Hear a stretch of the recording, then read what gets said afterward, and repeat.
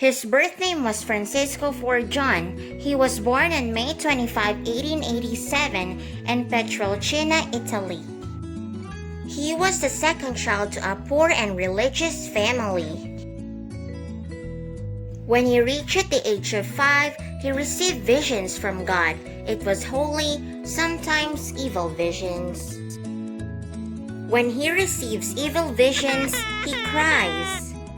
And from then on, he dedicated his life to God. Francisco watched over a flock of sheep, which was one of his jobs before. While he was praying, he saw visions of the guardian angels and spoke to Mary and Jesus. When he reached the age of 9, he became an altar boy at his local parish. When he was still 6 years old, he experienced gastroenteritis. Gastroenteritis is the inflammation of the lining of the intestines caused by a virus, bacteria, or parasites.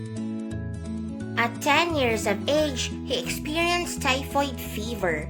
Typhoid fever is caused by Salmonella typhi bacteria. It came from contaminated food and water. It is very rare and very dangerous to children, so have clean access of water and food.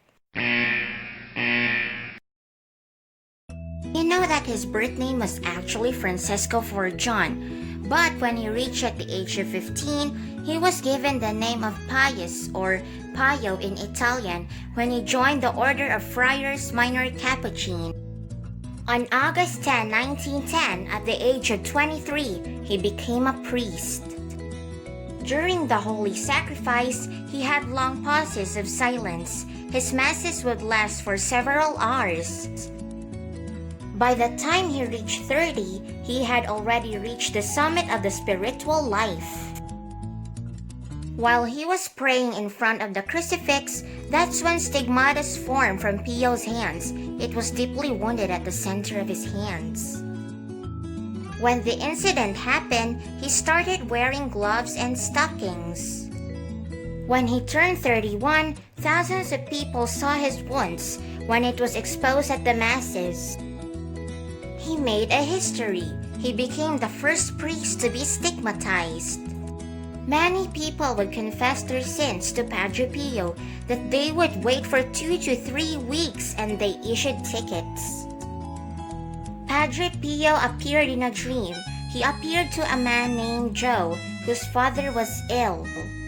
A wave of light struck to Joe's father and he was healed.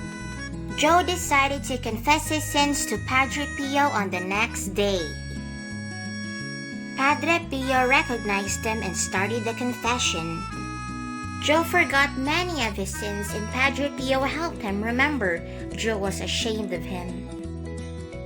There was a time when a Freemason came to the confession and made fun of Padre Pio. He made a list of sins that he didn't actually committed. The Freemason was about to start, but Padre Pio stopped him and told him his real sins, including the time and place. He was so ashamed. Years later, he repented his sinful life. Padre Pio rarely left the monastery and never took vacation for 51 years. The prayer groups that he published spread throughout the world. He gave a new spirit to hospitals, which one he called the Home for the Relief of Suffering. One of his most inspiring quotes of suffering: "Pray, hope, and don't worry. Worry is useless. God is merciful and will hear your prayer." At his last moments, his last words were "Jesu Maria," which he repeated many times until his last breath. He died because of heart attack.